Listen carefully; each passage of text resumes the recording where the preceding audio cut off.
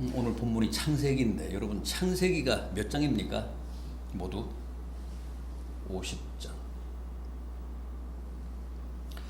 내용을 보면 1장에서 11장까지는 천지 창조, 아담과 하와의 범죄, 타락, 또 노아의 홍수, 바벨탑 이야기 이런 게 이제 11장까지 나옵니다. 그리고 12장부터 마지막 50장까지는 네 사람의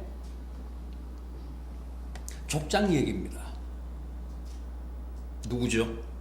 아브라함, 이삭, 야곱, 요셉까지 이 네 사람의 족장에 관한 이야기가 창세기 12장부터 마지막 50장까지 이어집니다.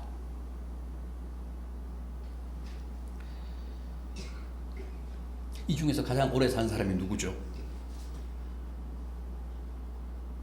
아브라함, 이삭, 야곱, 요셉 중에 아브라함은 몇 살까지 살았습니까? 175세. 그의 아들 이삭은요 180세. 이삭의 아들 야곱은요 147세. 요셉은요, 야곱의 아들 요셉 110세.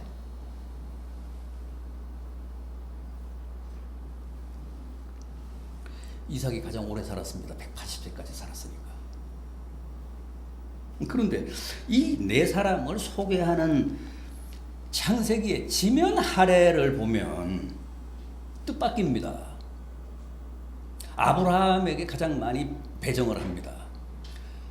14장. 그 다음에 야곱과 요셉에게는 각각 12장씩 할애를 합니다.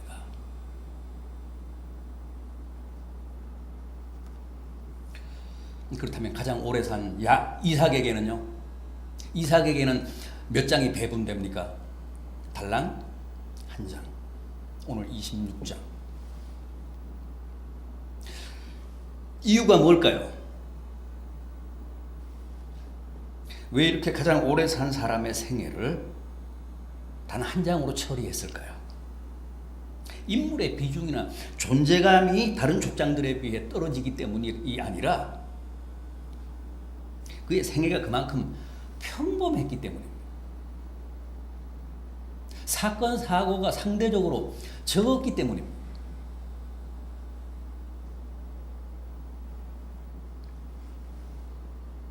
아버지 아브라함이나 아들 야곱이나 손주 요셉에 비해 이삭은 삶의 우여곡절이 많지 않았습니다. 그러나 진리는 언제나 평범한 데 있잖아요.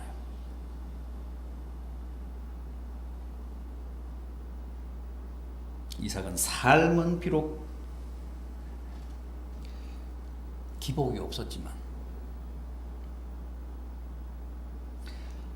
참 아름답고 은혜로웠습니다. 편의상 그의 생애를 청소년기, 장년기, 노년기 이렇게 한번 나누어서 생각해 보겠습니다. 먼저 청소년기입니다.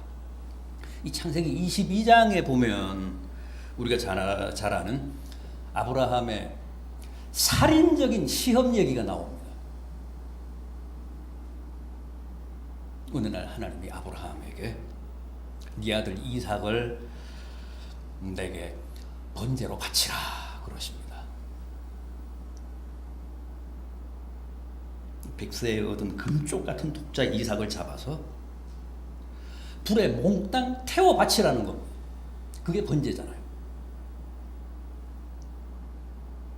이때가 주전 약 2050년. 이삭의 나이 15, 16세 좀 된 때입니다.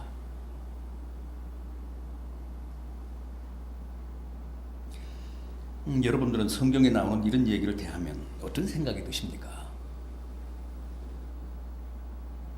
하나님도 정말 너무하시다, 너무 잔인하시다, 그런 생각 안 드십니까?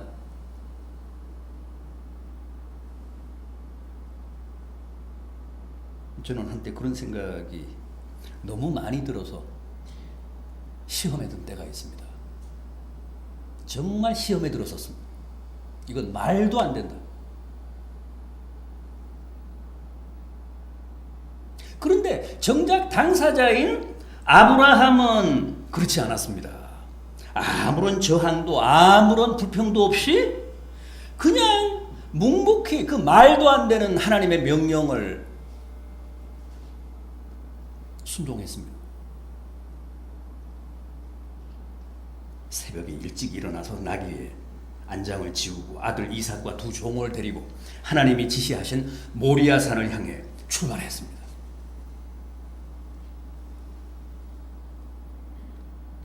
백발이 성성한 아브라함이 자기 심장보다 자기 생명보다 더 소중한 외아들을 잡아 하나님께 바치기 위해 길을 가고 있습니다.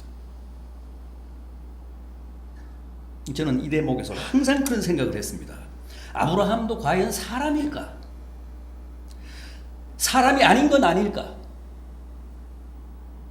어떻게 아비가 100세에 얻은 누뚱이 기적처럼 얻은 자기 외아들을 잡아 하나님께 바치겠다며 지금 길을 가고 있을까?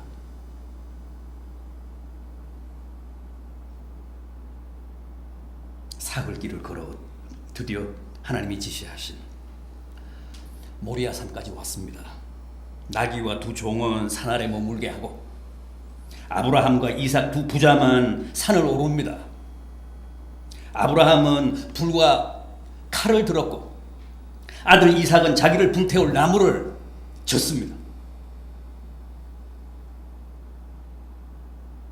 그런데 산을 오르던 이삭이 처음부터 궁금해했던 사실 하나를 아버지께 묻습니다. 아버지, 불도 있고 나무도 있는데 제물로 바칠 어린 양은 어디 있습니까?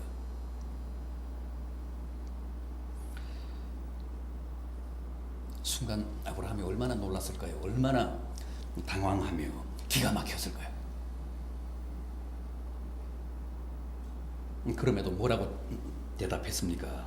아들아, 그건 하나님께서 다 준비해 놓으셨을 거다. 여기서 저 유명한 여호와 이레, 여호와께서 준비하심이라는 말이 나오잖아요.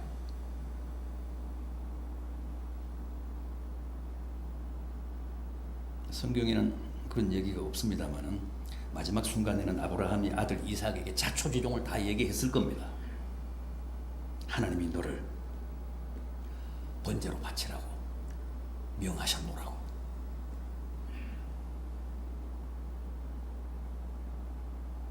그러나 성경에는 어디에도 그때 아브라함이 반항했다거나 울며 불며 난리를 쳤다는 기록이 없습니다. 아버지를 밀치고 달아났다는 기록이 없습니다. 어떻게 그럴 수가 있었을까?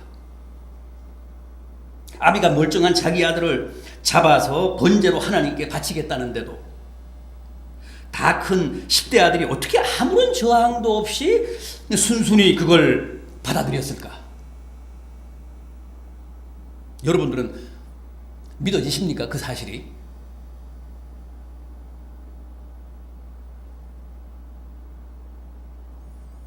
아무리 하나님의 명령이라고 해도 우리 같으면 그걸 순순히 받아들이겠습니까?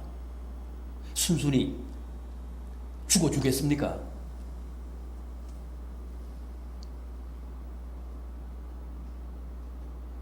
두 눈 시퍼렇게 살아있는 나를 잡아서 피를 뽑고 각을 떠서 하나님께 불태워 바치겠다는데도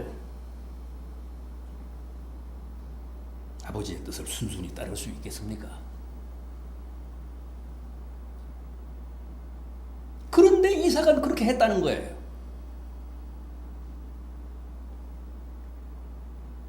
물론 부자가 서로 부둥켜 안고 한참 울었겠죠. 그러나 이제 운명의 시간이 왔습니다. 아브라함이 이삭을 꽁꽁 묶어서 제단 위에 누이고 먼저 목을 따서 피를 뽑기 위해 칼을 뺐습니다. 그리고 목에 갖다 댔습니다. 그 긴박한 순간 하나님이 다급하게 아브라함을 부르시잖아요. 아브라함아, 아브라함아, 멈춰라. 그 아이에게 칼을 대지 마라.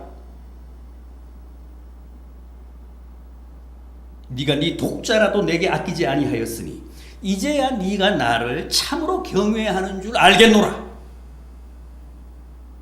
네 아들 대신 저 수풀에 뿔이 걸린 순양을 잡아 내게 바치라.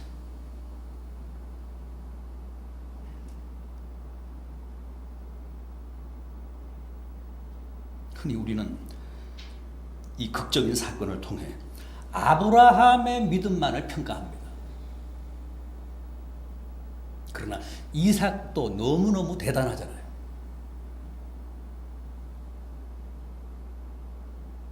아직 어른도 아닌 15, 16세 된 소년 아닙니까? 얼마나 무서웠겠습니까? 얼마나 경악했겠습니까? 그럼에도 그는 115세 된 늙은 아버지에게 반항하지 않고 노망했다거나 치매라거나 하며 달아나지 않고 순순히 묶인 채 죽음을 기다렸다는 거 아닙니까?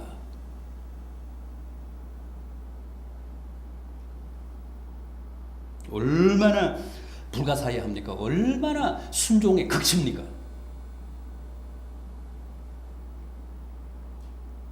여러분들은 창세기에 등장하는 이 4명의 족장 가운데서 주님을 가장 많이 닮은 사람, 한 사람을 꼽는다면 누구를 꼽겠습니까? 저는 단연 이삭입니다.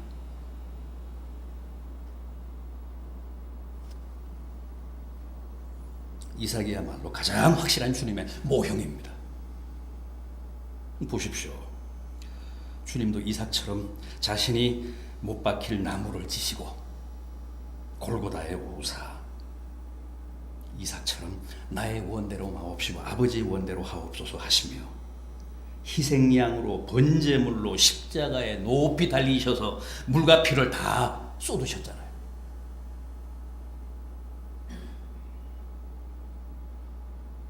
그런데 여러분, 아브라함이 이삭을 바쳤던 이 모리아 산이 어떤 산입니까?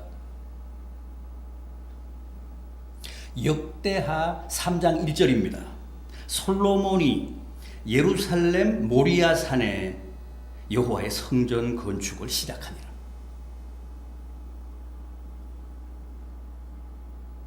모리아 산이 곧 예루살렘 성전이 선 산이라는 거예요. 일찍이 아브라함이 이삭을 바쳤던 그 모리아 산에 솔로몬이 하나님의 성전을 지었다고 합니다. 예루살렘은 시온산 위에 건설된 성이고 그 시온산의 한 봉우리인 모리아산에 하나님의 성전이 섰고 그 성전 뒤 골고다 언덕에서 그 옛날 이삭처럼 주님이 십자가에 달리사 물과 피를 쏟으신 겁니다.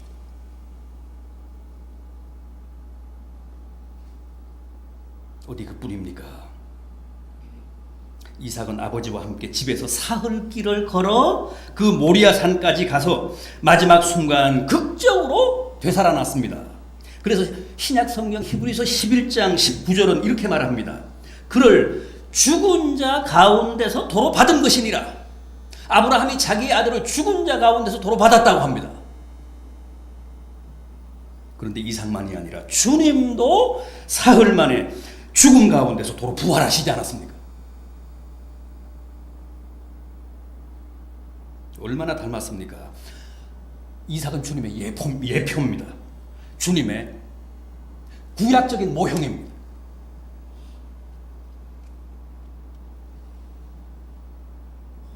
다음은 그의 장년기입니다. 이 창세기 24장 64절을 보면 이런 말씀이 나옵니다. 이삭이 저물 때에 들에 나가 묵상하다가 눈을 들어 보매 낙타들이 오는지라.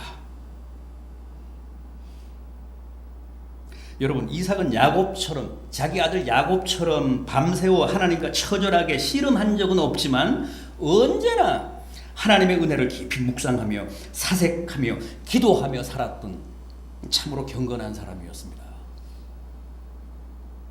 하루 일과를 끝내고 날이 저무는 조용한 시간에 들러나가 하나님을 묵상했다고 합니다. 이때는 아마 자기의 결혼 문제로 기도했던 것 같습니다. 그러다가 결국은 사랑하는 아내 리브가를 만나잖아요. 그때가 그의 나이 40세. 늦은 때죠. 그럼에도 그는 결코 자기 생각대로 자기 판단대로 배우자를 선택하지 않았습니다. 기도하며 하나님의 뜻을 기다렸습니다.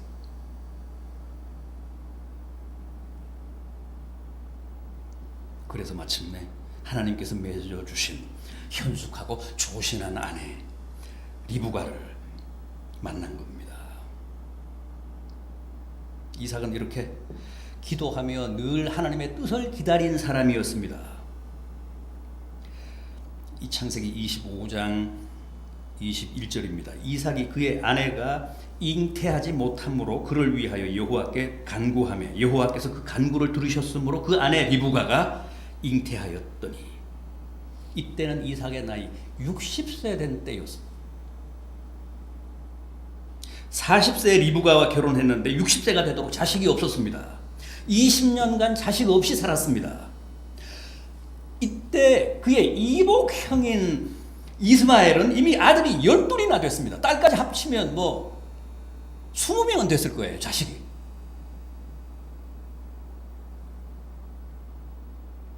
그러나 이삭에게는 자식이 단 한 명도 없었습니다. 아버지 아브라함도 100세가 되도록 자식이 없었는데 이삭도 그랬습니다. 그럼에도 이삭은 결코 다른 인간적인 방법을 꾀하지 않았습니다.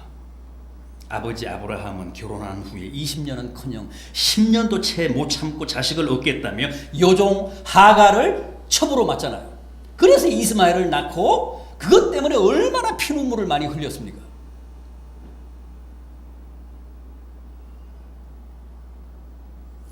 이삭은 그렇게 하지 않았습니다. 20년을 참고 기도하며 기다리다가 기어이 응답을 받잖아요. 에서와 야곱 쌍둥이를 얻습니다. 60에 얻었어요.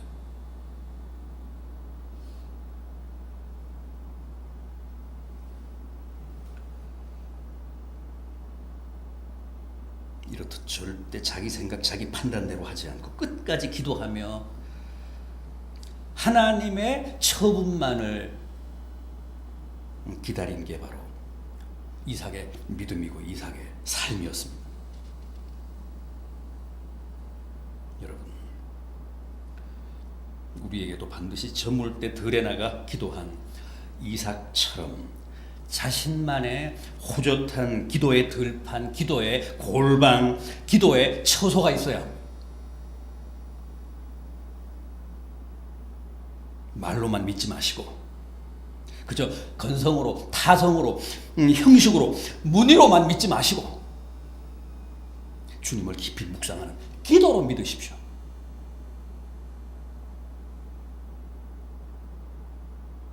이삭은 그랬습니다. 우리도 그래야 삶이 이삭처럼 경건해집니다. 또 그래야 리브가처럼 현숙한 아내도 맞고 이삭처럼 경건한 남편도 만납니다. 또 60세든 100세든 나이와는 상관없이 원하는 자식을 얻을 수도 있습니다.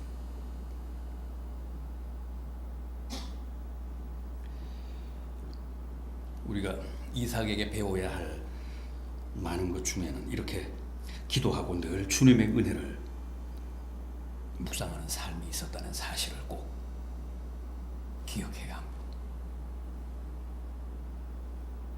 다음은 노년기입니다. 이삭에게도 남다른 특기가 있었습니다. 그게 뭡니까? 우물파기였습니다. 중동 지방에는 어디나 물이 귀하잖아요. 그런데 이삭은 우물파기의 명인이고 달인이었습니다.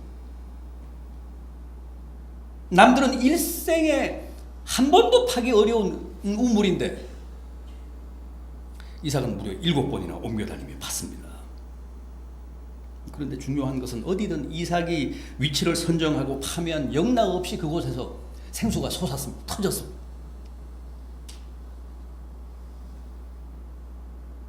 그럼에도 이삭이 이렇게 여러 차례 우물을 판 데는 이유가 있었습니다. 어느 해인가 큰 흉년이 들었습니다. 그래서 하나님이 이삭을 그랄 땅으로 인도하셨는데 그곳은 블레셋 사람의 영토입니다. 그럼에도 하나님이 축복하셔서 오늘 본문을 보면 이삭이 거기서도 100배의 수확을 얻었다고 합니다. 그래서 마침내 큰 부자가 되고 강성해졌다고 합니다. 오늘 본문 13절 이하를 보면 그 내용이 다 나옵니다. 창대하고 왕성하고 양과 소가 떼를 이루고 종들이 힘이 많아 거부가 됐다고도 했습니다. 그러자 그 땅의 주인인 블레셋 사람들이 이삭을 시기해서 이삭이 판 우물을 다 메워버리고 말았습니다. 그리고는 외지 사람인 당신이 잘 되는 게 보기 싫으니까 여기서 떠나라고 했습니다. 하는 수 없이 이삭은 그들에게 모든 것을 내주고 다시 다른 곳으로 이주를 합니다. 그리고 거기서도 제일 먼저 우물부터 파기 시작했는데 역시 생수가 터졌습니다. 그러자 그 샘을 차지하려고 또 그것 원주민들이 몰려와서 시비를 겁니다. 이 땅은 우리 땅이니 이 우물도 당연히 우리의 것이다. 내놓으라. 이삭이 이번에도 역시 아무런 저항도 하지 않고 순순히 그들에게 또 그 우물을 내주고 다른 곳으로 옮겨 우물을 팠습니다. 그렇게 하기를 무려 7번이나 한 겁니다. 물론 이삭이 힘이 없어서 그렇게 일방적으로 당했던 것은 아니었습니다. 오늘 본문 16절을 보면 아비멜렉이 이삭에게 이르되 내가 우리보다 크게 강성한즉 우리를 떠나라. 그랄 왕 아비멜렉도 자기들보다 이삭이 더 강성하다는 사실을 인정한 겁니다. 그럼에도 이삭은 단 한 번도 그들과 싸우거나 그들을 상대로 시시비비하지 않았습니다. 그만큼 그는 온유한 사람이었고 평화주의자였습니다.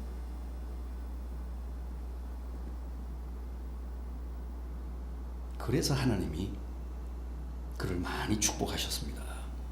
농사도 100배나 수확하게 하시고 또 강성하게 하시고 가는 곳마다 우물을 파는 곳마다 생수가 터지게 하셨습니다. 이삭은 그야말로 온유와 겸손으로 허리를 동인 사람이었는데 그 점에서도 주님을 가장 많이 닮은 사람입니다. 주님이 그러셨잖아요. 나는 마음이 온유하고 겸손하다. 내게 와서 배우라.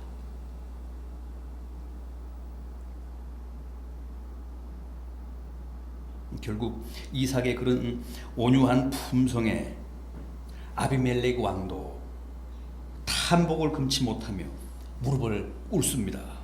제발로 찾아와서 화해를 청합니다. 이 26장 28절을 한번 보십시오.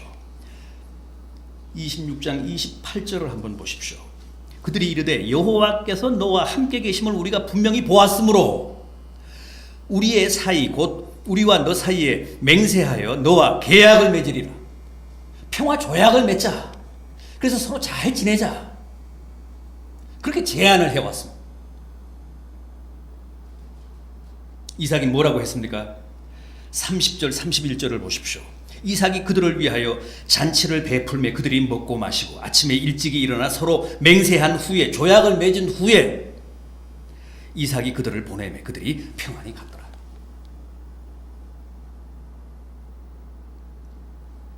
그들이 스스로 찾아와서 잘 지내자며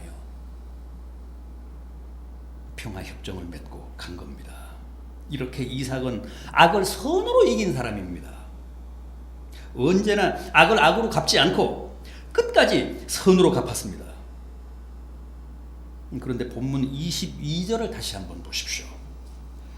본문 22절을 다시 한번 보십시오. 이삭이 거기서 옮겨 다른 우물을 팠더니 그들이 다투지 아니하였으므로 그 이름을 르호봇이라 하여 이르되 이제는 여호와께서 우리를 위하여 넓게 하셨으니 이 땅에서 우리가 번성하리로다. 여기 나오는 르호봇이라고 하는 말은 땅이 넓다 그런 뜻입니다. 그래서 이삭이 우리가 이 땅에서 번성하리로다 그럽니다. 그렇습니다. 주님도 팔복에서 말씀하신 것처럼 온유한 자가 결국은 땅을 차지합니다. 온유한 자가 결국은 르호봇을 얻습니다. 여러분 진심으로 이삭처럼 부자가 되고 번성하고 강성하기를 바라십니까? 정말 넓은 땅 르호봇을 얻고자 하십니까? 온유하십시오. 온유한 자가 땅을 차지하리라. 주님이 그러셨잖아요. 모든 사람과 화해하고 화친하십시오. 평화 조약을 맺으십시오. 그게 비결입니다. 우리가 생각할 때는 눈에 불을 켜고 호전적으로 전투적으로 탐욕스럽게 살아야 아득바득 무섭게 인색하게 살아야 넓은 땅 르호봇을 차지할 수 있을 것 같지만 성경은 그렇게 가르치지 않습니다. 주님은 그렇게 말씀하시지 않습니다. 보십시오. 인류 역사에 등장했던 수많은 영웅들 지금은 다 어디 있습니까? 그 숱한 침략자들 다 어디에 갔습니까? 르호봇은커녕 한두 평짜리 무덤만 남기고 사라졌을 뿐입니다.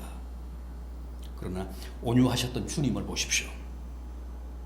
지금도 땅끝까지 번성하고 계십니다. 주님이 지구촌을 접수하셨습니다.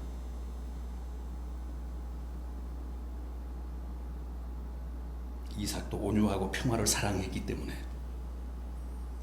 넓은 땅 르호봇을 차지하고 번성하고 강성하고 180세까지 장수했습니다.